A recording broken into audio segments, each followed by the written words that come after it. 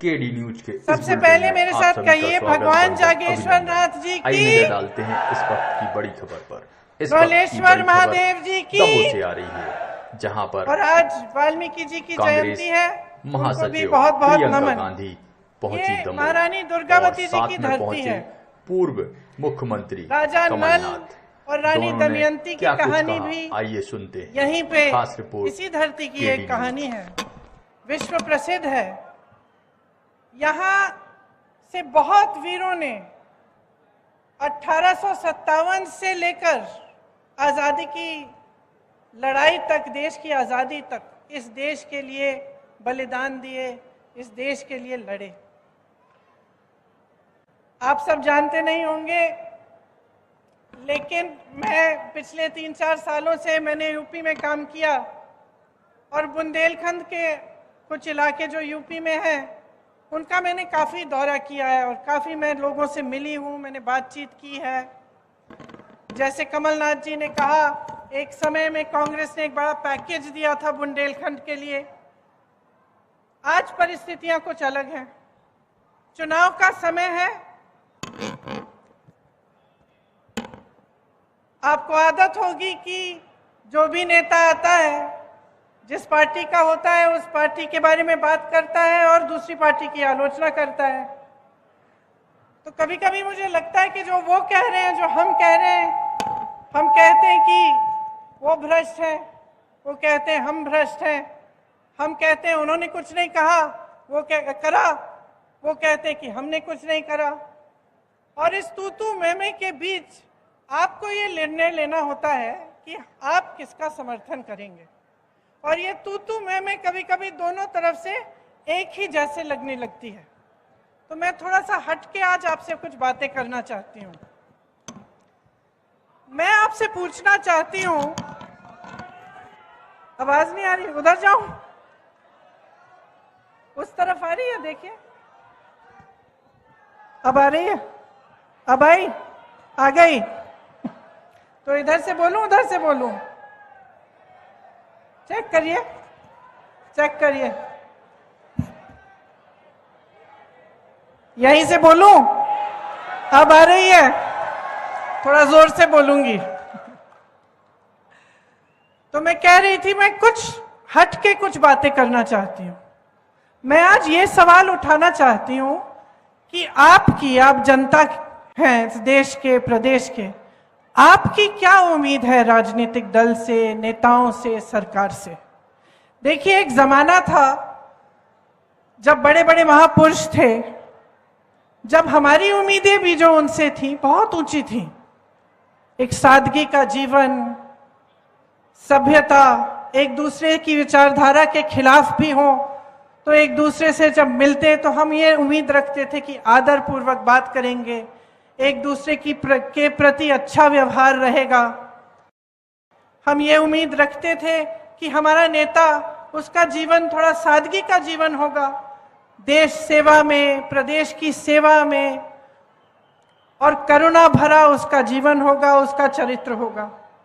लेकिन जैसे जैसे समय आगे बढ़ता चला गया तो हमारी उम्मीदें घटती चली गई। और आज जब मैं जनता से पूछती हूं कि आपकी क्या उम्मीद है सरकार से, नेता से, तो लगभग एक ही जवाब आता है कि देखिए, हमारा जीवन मुश्किल का जीवन है, मुश्किलों से भरा हुआ है, संघर्ष से भरा हुआ है। तो हम जो न्यूनतम हमारी उम्मीद है अपने नेताओं से, अपनी जो राजनीतिक दल हैं, सरकारों से, कि इस संघर्ष के जीवन में हमारी थोड़ी बहुत सहायता हो जाए, हमें आगे बढ़ाएं। ये जो सड़कें हैं, पानी है, बिजली है, ये बन जाए, हमें बिजली मिल जाए, महंगाई से थोड़ी राहत मिल जाए, रोजगार मिल जाए, हमारा भविष्य बन जाए। बाकी आप सब रात दिन मेहनत करते हैं, कोई खेती में करता है, कोई रोजगार करता है। यहाँ से पलायन बहुत है, लोग दूर दूर जाते हैं रोजगार ढूंढने के लिए। जो दूर जाते हैं अपनी परिवारों को छोड़ के जाते हैं, दिन रात काम करते हैं, पैसे भेजते हैं घर। किस लिए? ताकि आपका भविष्य मजबूत बने। और आपकी उम्मीद यही रहती है कि जो भी सरकार आए, इस भविष्य को मजबूत बनाने में, आपके जीवन के निर्माण में वो आपके साथ भागीदार हो और आपकी मदद करें। लेकिन परिस्थितियां कुछ अजीब सी बन गई हैं। हम रोजगार की बातें करते हैं, यहां पलायन बहुत है। अब पलायन कब होता है? पलायन तब होता है जब अपने इलाके में, अपने जिले में, अपने प्रदेश में कम रोजगार मिलता है। तभी इंसान सोचता है कि भाई यहां मेरा कुछ बन नहीं रहा है, मैं शहर में जाके कुछ काम करता हूं, हो सकता है कि कुछ बन जाए। तो पलायन किस लिए हो रहा है? क्योंकि रोजगार आपको मिल नहीं रहे। और रोजगार क्यों नहीं मिल रहे हैं? आपने कभी सोचा है कि 45 सालों में सबसे ज्यादा बेरोजगारी आज है हमारे देश में। यहां मध्य प्रदेश की जो सरकार है, पिछले 3 सालों में इन्होंने 21 रोजगार दिए हैं। 21 रोजगार। अगर इतनी बेहाल स्थिति नहीं होती तो हास्य स्थिति होती कि एक सरकार जिसके पास सत्ता है, जो 18 सालों से सत्ता में है, वो मात्र 3 सालों में मात्र 21 रोजगार दे रही है। आप पुलिस वाले हैं, आप ध्यान से मेरी बातों को सुन रहे हैं। कितनी सरकारी नौकरियां खाली पड़ी हैं, कितने पद खाली हैं। यहां मध्य प्रदेश में जो स्वास्थ्य की व्यवस्था है उसमें देखिए, तमाम डॉक्टरों के पद खाली हैं।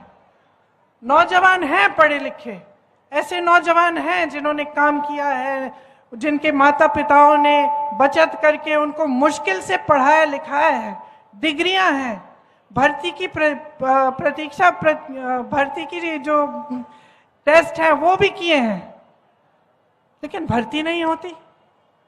यूपी में मैं तो ऐसे लोगों से मिली हूं जिन्होंने 6 बार एग्जाम दिया क्योंकि घोटाले हो रहे हैं उसमें। तो एक तरफ से भर्ती भी नहीं होती, पद खाली हैं, उनको भरा नहीं जाता। जो रोजगार बनाने के माध्यम थे उनके बारे में आप थोड़ा सा सोचिए। रोजगार बनते कहां से थे? एक तो बड़ी बड़ी जो सरकारी पीएसयू होते थे, बीएचएल, एचएल, इस तरह के जो पीएसयू थे, इनसे बहुत रोजगार बनते थे। और सब चाहते भी थे कि सरकारी किसी बड़ी संस्थानों में ही हमारी नौकरी हो जाए तो हमें सुरक्षित पूरा जीवन हम सुरक्षित रहेंगे, पेंशन भी अच्छा मिलेगा। आज स्थिति क्या है? जितने पीएसयू थे, जितनी बड़ी बड़ी जो देश की संपत्ति थी, वो अपने बड़े बड़े उद्योगपति मित्रों को सौंप दिए हैं कौड़ियों के दाम पे। तो रोजगार कैसे बनेंगे उनमें से? नहीं बन सकते। अब छोटी दुकानें, छोटे उद्योग, जैसे मैंने यहाँ रास्ते में बहुत सारी देखी और मैं देख रही थी कि छोटी छोटी दुकानें हैं। आपने इन दुकानदारों के, इन छोटे उद्योगपतियों की कमर तोड़ रखी है। पहले आप नोटबंदी लाए, नोटबंदी से इनका नुकसान हुआ। उसके बाद कोरोना आया, कोरोना में शायद हमारे ही देश में किसी को राहत नहीं मिली होगी। बाकी देशों में दुकानदारों को, छोटे बिजनेसों को खास राहत मिली थी कोरोना के समय, यहां नहीं दी गई। ठीक है, उसके बाद क्या किया इन्होंने? जीएसटी लाए। जीएसटी से और भी मुश्किलें बढ़ गई। तो जो छोटे उद्योग थे वो लगभग बंद होने के कगार पे आ गए, और जो बड़े बड़े उद्योगपति हैं उनके हजारों करोड़ लोन माफ हो रहे हैं। उनके उद्योग बड़े होते चले जा रहे हैं, उनको देश की संपत्ति सौंपी जा रही है, तो वहां से भी रोजगार नहीं आने वाले। तीसरी जगह जहां से रोजगार आते थे, खेती किसानी से और ग्रामीण रोजगार से।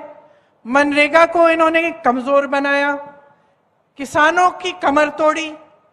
हर जगह हर तरफ से महंगाई, पेट्रोल, डीजल, खाद, कुछ भी हो, किसानों को कोई राहत नहीं मिली, बल्कि इस तरह के कानून ला रहे थे जिससे आपके जो हक हैं वो और भी कम हुए। आप ही के संघर्ष थे, किसानों का जो बड़ा संघर्ष था, उसकी भी कोई सुनवाई नहीं रही।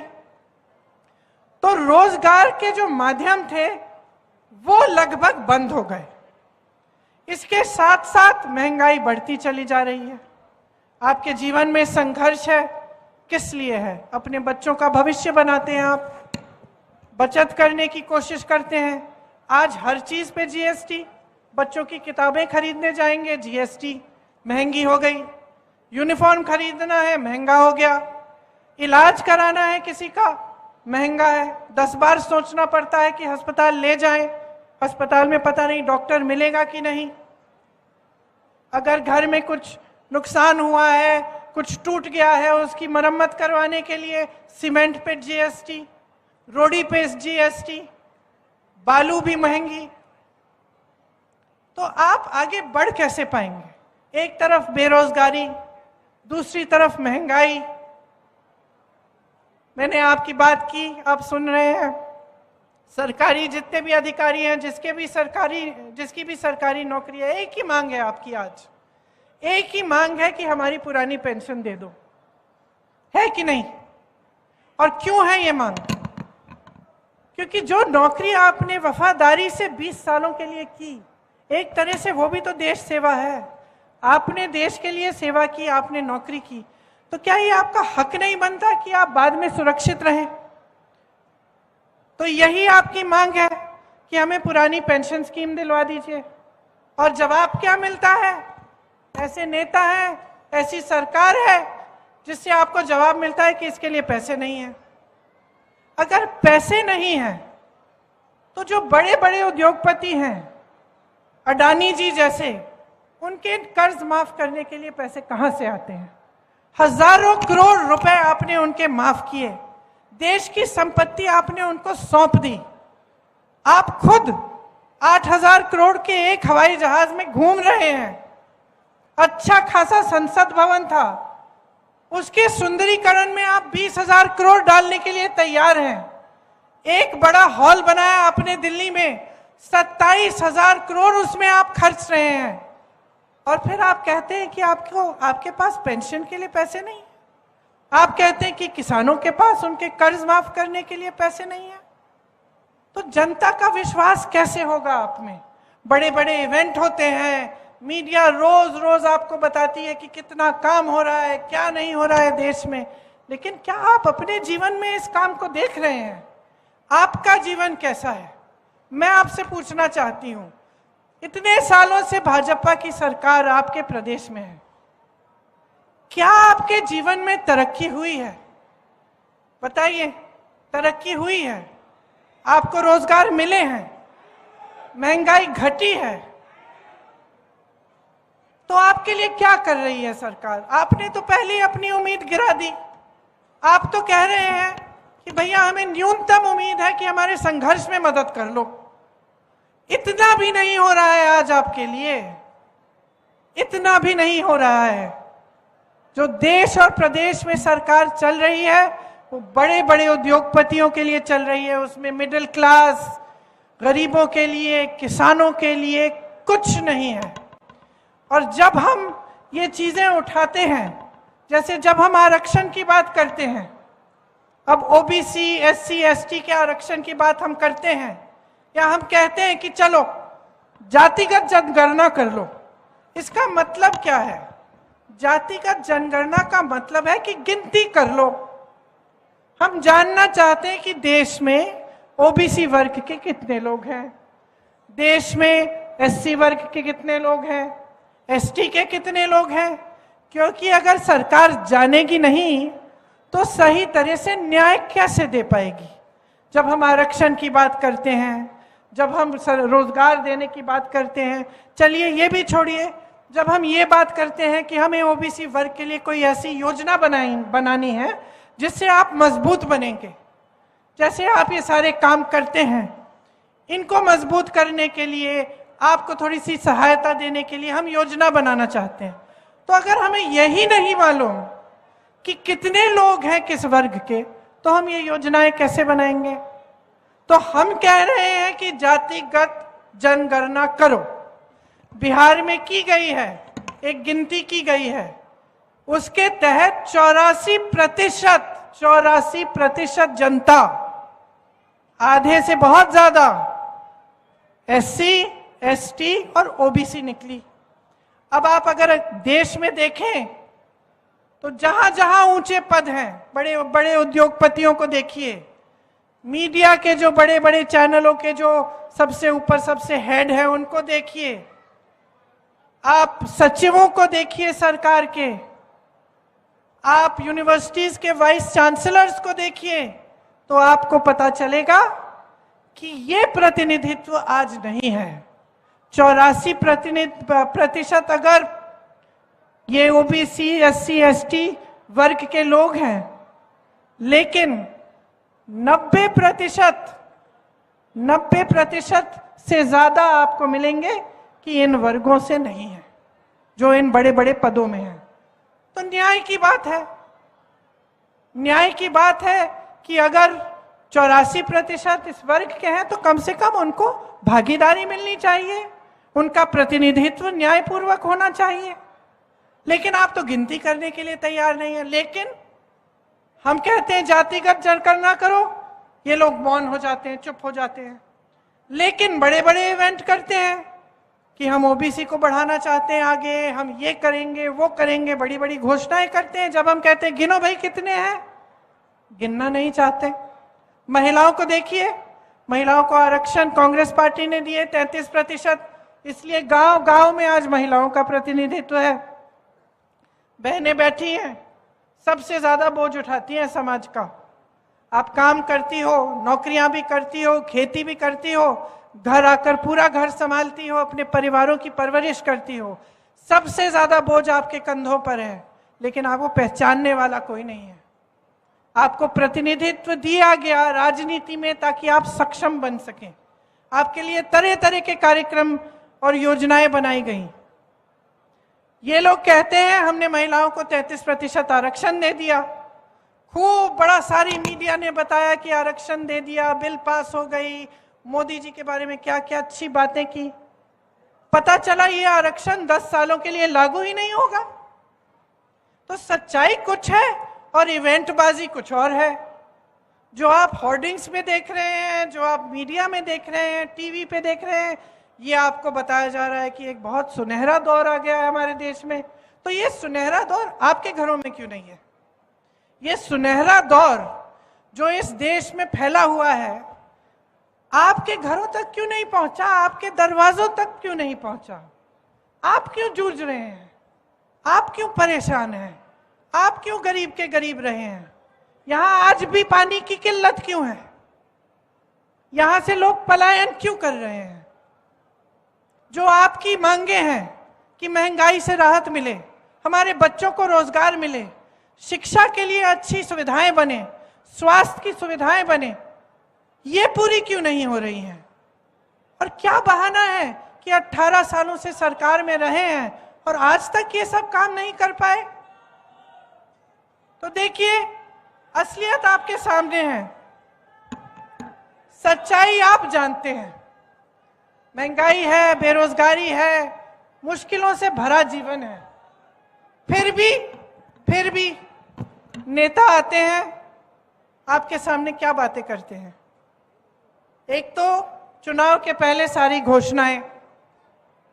अब वो घोषणाएं पूरी हुई हैं कि नहीं हुई हैं? जो पिछले चुनाव में घोषणाएं की थी वो पूरी की हैं इन्होंने कि नहीं? बताइए। उन्होंने क्या कहा था? इससे पहले वाले चुनाव में शायद बोला था कि लाखों रोजगार देंगे, फिर 2018 में बोला 10 लाख रोजगार देंगे। पिछले 3 सालों में 21 रोजगार दिए हैं। तो छोड़ दीजिए कौन सी पार्टी के हैं, मैं इसलिए आलोचना नहीं करूंगी क्योंकि भाजपा के हैं। ठीक है, भाजपा के हैं। अरे भाई जवाब दे तो बनाइए इनको। कौन बनाएगा इनको जवाब दे? आपने एक ऐसा सिलसिला शुरू करवा दिया इस देश में जिसका नुकसान आप भुगत रहे हैं और आपको इसके बारे में एहसास नहीं हो रहा है। सिलसिला क्या है कि जो नेता है वो समझ गया है कि चुनाव के समय खोखली घोषणाएं कर लो, धर्म की बात कर लो। राजनीति में धर्म चलाएंगे तो चलाएंगे चुनाव के समय, जाति की बात कर लो और नैया पार हो जाएगी। काम करने की कोई जरूरत नहीं है। अभी मैं छत्तीसगढ़ गई थी, मैंने छत्तीसगढ़ के मुख्यमंत्री जी से पूछा आपका चुनाव कैसा चल रहा है? कहते मेरा तो ठीक है, मैं जीतने वाला हूं। मैंने कहा आप बड़े कॉन्फिडेंस से कह रहे हैं? कहते हाँ कॉन्फिडेंस से कह रहा हूं। काम किया है मैंने जनता की संपत्ति जनता के जेब में डाली है। मैंने ग्रामीण रोजगार बनाए हैं। उन्होंने कहा ग्रामीण रोजगार बढ़ाए हैं, छत्तीसगढ़ में खेती के में रोजगार बढ़ रहे हैं, लोग किसानी में वापस आ रहे हैं। विश्व प्रसिद्ध बना दिए उन्होंने, जो इलाके पिछड़े पिछड़े थे, बड़े बड़े कारखाने वहां खुलवा दिए हैं।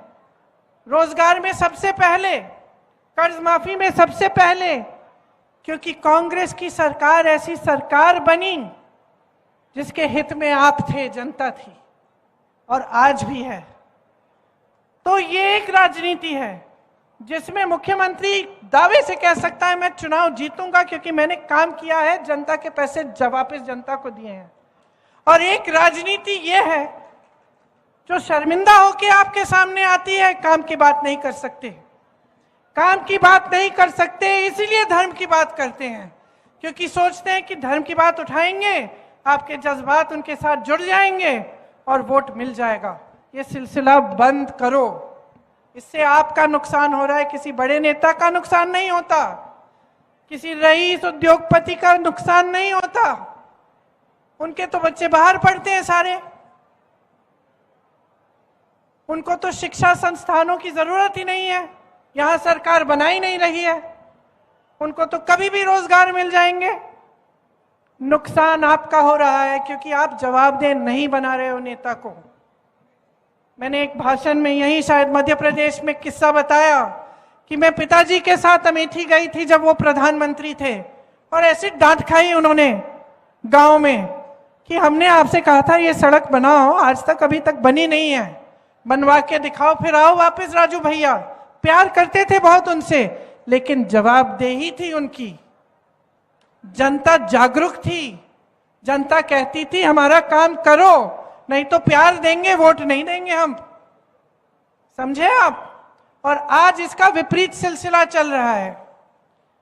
आज ये नौबत आ गई है कि कांग्रेस की सरकारें प्रदेशों में महंगाई राहत कैंप लगवा रही हैं, क्योंकि केंद्र की सरकार ने इतनी महंगाई बढ़ा दी है।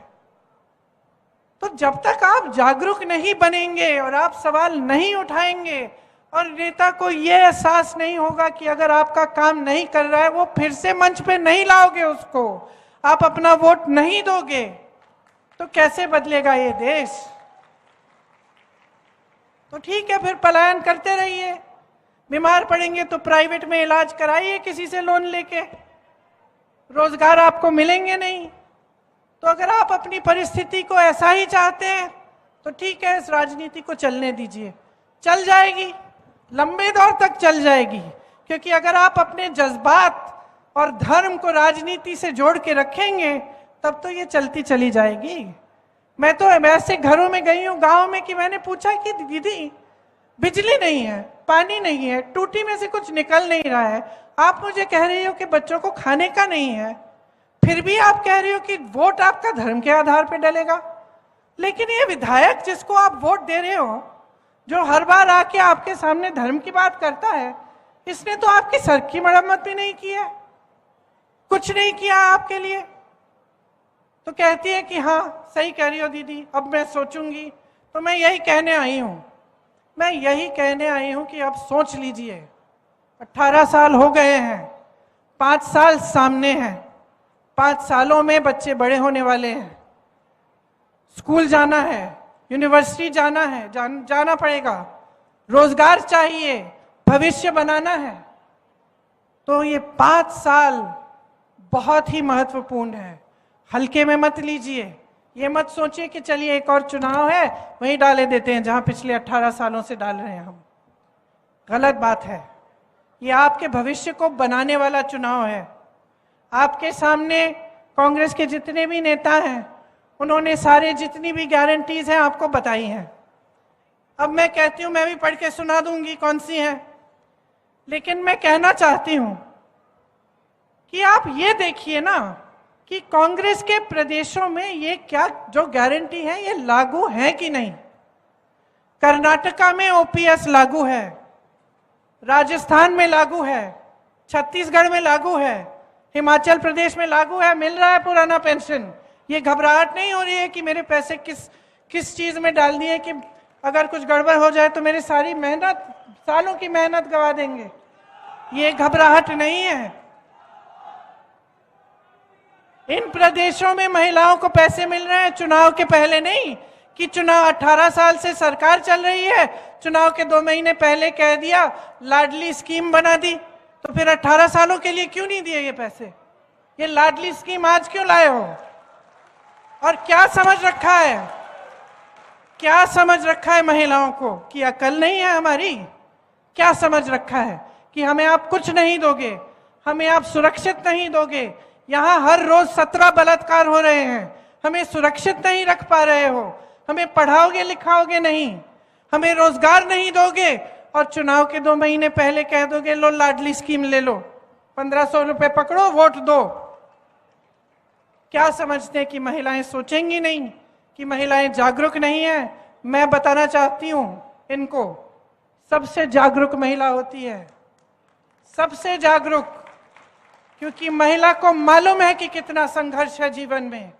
महिला अपने बच्चे के लिए कुछ भी कर लेगी, चाहे किसी भी घर की महिला हो, अपने बच्चों के लिए कुछ भी करेगी, मेहनत करेगी, कमर तोड़ मेहनत करेगी, जी तोड़ मेहनत करके धूप में पूरे दिन खेती करेगी।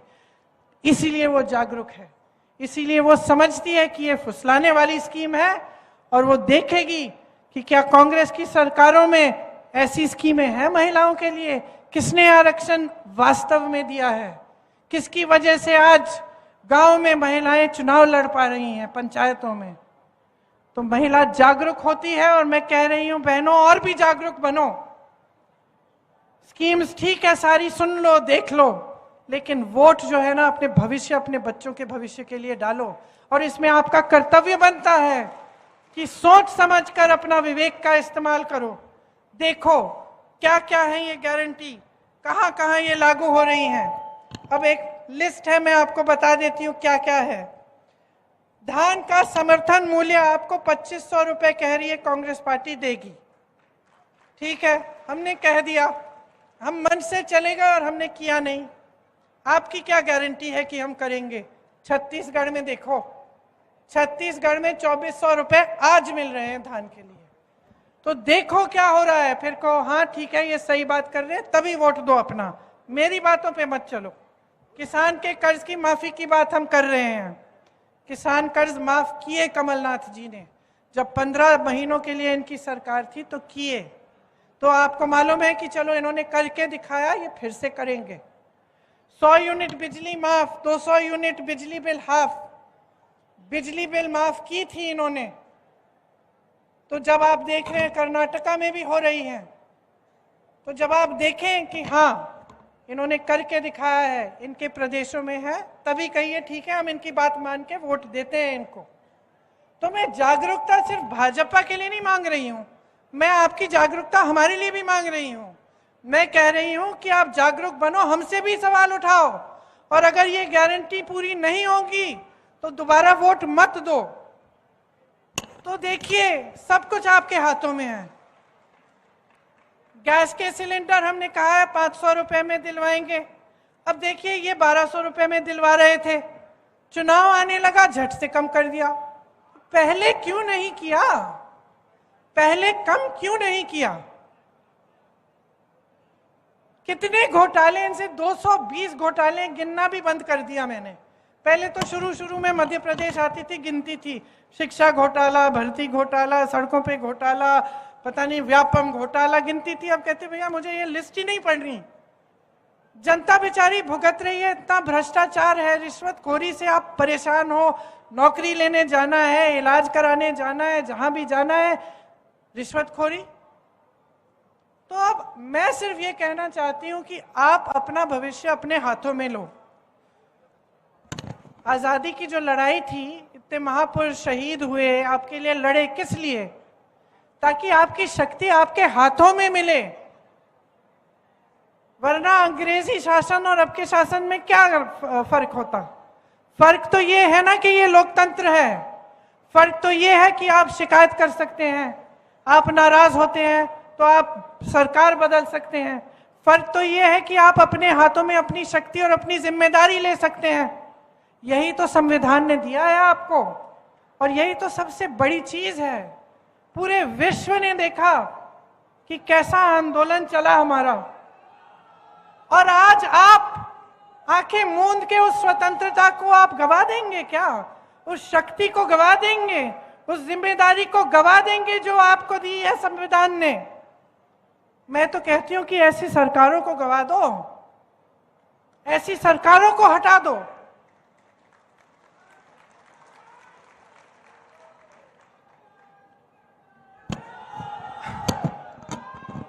आप अपने भविष्य के लिए नहीं लड़ेंगे तो कोई नहीं लड़ पाएगा आपके लिए। आज हम चीखते हैं, चिल्लाते हैं, जहां जहां जाते हैं हर मंच पर हम कहते हैं कि जागरूक बनो, जागरूक बनो।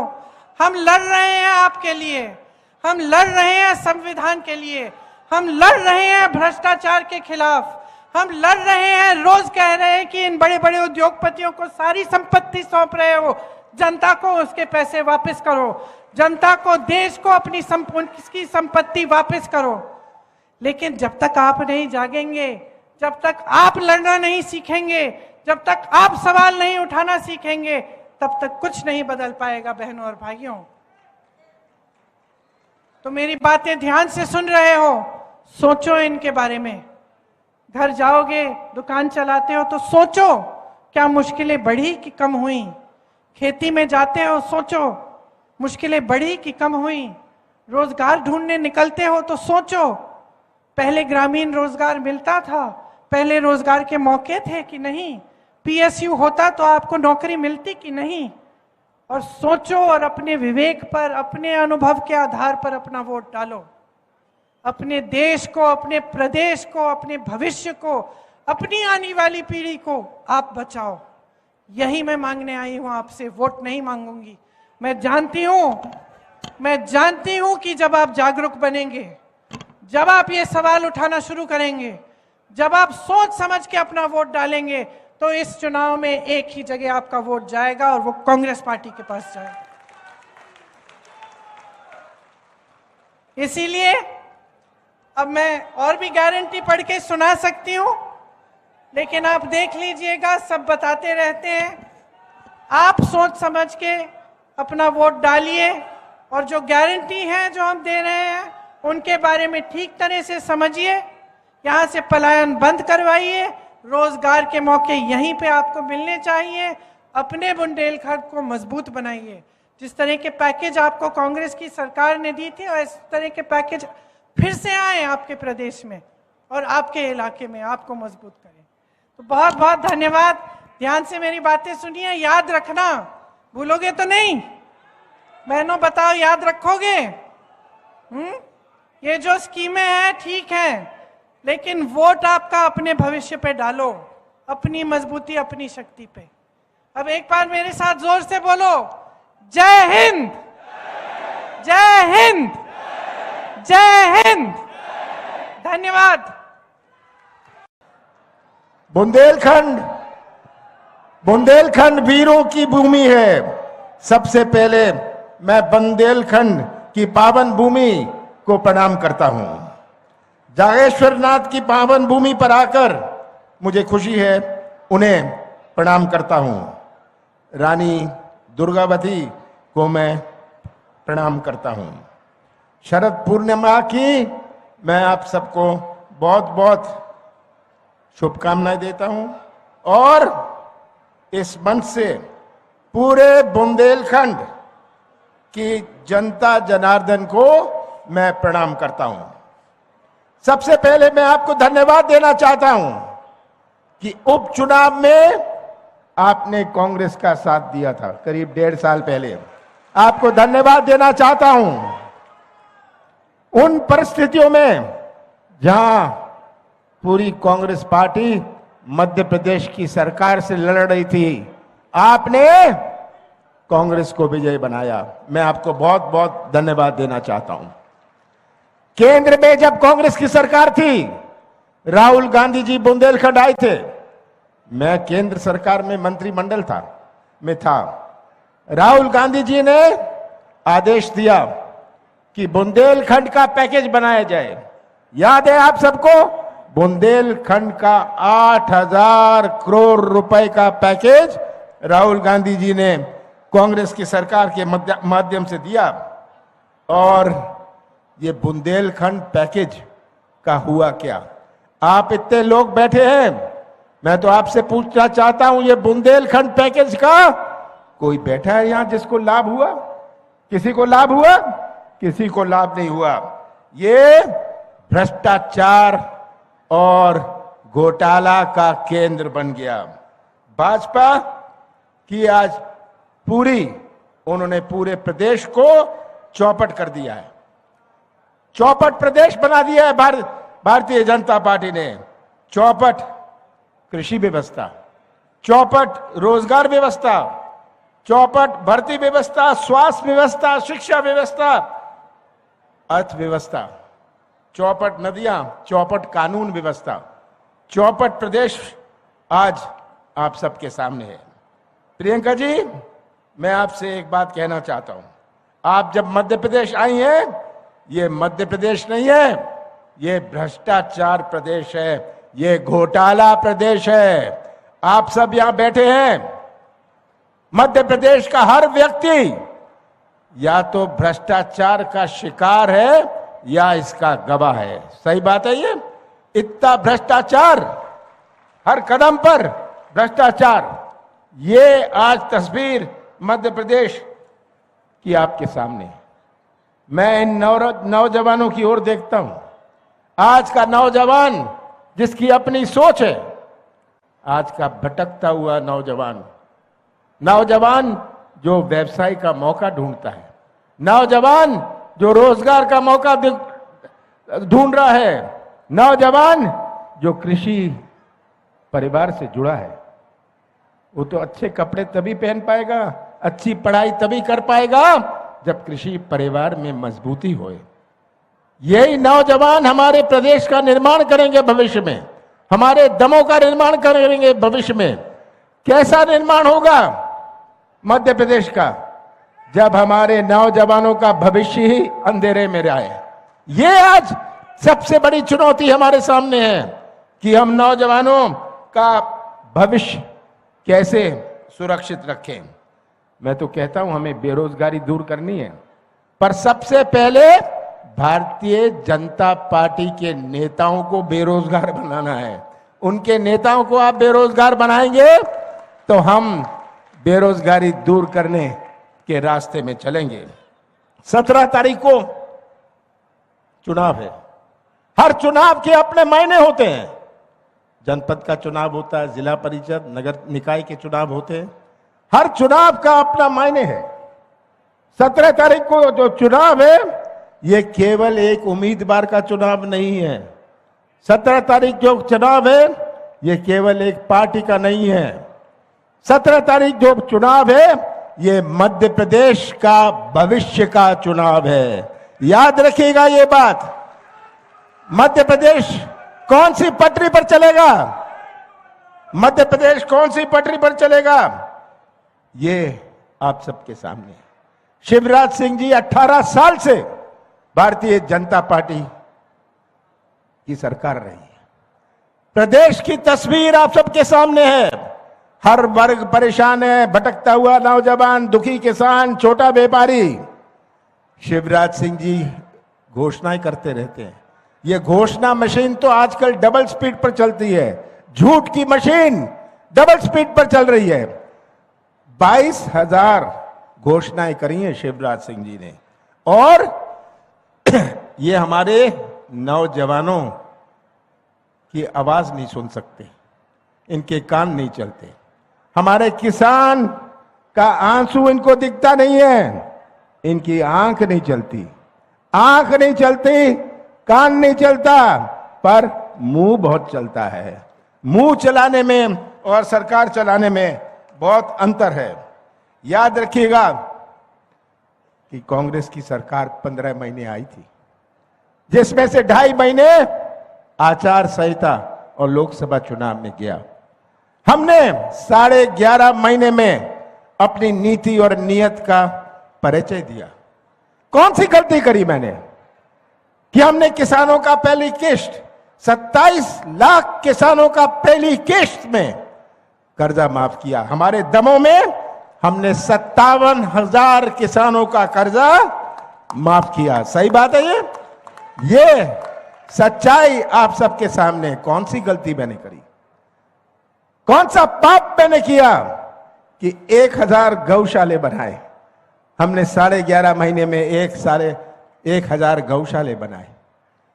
कौन सा गुनाह मैंने किया कि 100 यूनिट 100 रुपए हमने बिजली दी, हमने शादियों के लिए पैसा दिया, हमने पेंशन बढ़ाई? कौन सा गुनाह, कौन सी गलती करी मैंने? मैं तो मुख्यमंत्री था, मैं भी सौदा कर सकता था। विधायक मेरे पास आते थे कि हमें इतना पैसा मिल रहा है, मैं उन्हें कहता था ले लेना, मौज करना, मेरे से तुझे 1 रुपए नहीं मिलने वाला है। मैं सौदा करके कुर्सी पर नहीं बैठूंगा। मैंने सौदा नहीं किया और हमारी सरकार नहीं रही। आज मध्य प्रदेश की तस्वीर आप सबके सामने है। मैं तो आपसे यही निवेदन करना चाहता हूं, ये तस्वीर अपने सामने रख लीजिए। कमलनाथ का साथ मत देना, कांग्रेस का साथ मत देना, ये तस्वीर सामने रख लीजिए, सच्चाई का साथ देना। आप सच्चाई का साथ देंगे तो हमारा भविष्य सुरक्षित रहेगा। याद रखिएगा, जो आप 17 तारीख को बटन दबाएंगे, ये बटन किसी उम्मीदवार का केवल नहीं होगा, ये बटन हमारे भविष्य का होगा। हम कैसा मध्य प्रदेश बनाना चाहते हैं उसका बटन दबाएंगे आप। और यही आज हमारी सबसे बड़ी चुनौती है, आज यही हमारे सामने चैलेंज है। मैं तो अंत में यही कहना चाहूंगा, मुझे पूरा विश्वास है कि 17 तारीख को आप सब मिलके हमारे दमोह, हमारे बुंदेलखंड और हमारे प्रदेश की रक्षा करेंगे, हमारे संविधान की रक्षा करेंगे, हमारे संस्कृति की रक्षा करेंगे, जो हमारे जोड़ने की संस्कृति है, दिल जोड़ने की, संबंध जोड़ने की, रिश्ता जोड़ने की, और हमारे आगे आने वाली पीढ़ियों के लिए उनका भविष्य सुरक्षित रखेंगे। और जब विधानसभा में हमारे दमों का झंडा लहराएगा, ये आपका फैसला होगा। आप सबका बहुत बहुत धन्यवाद।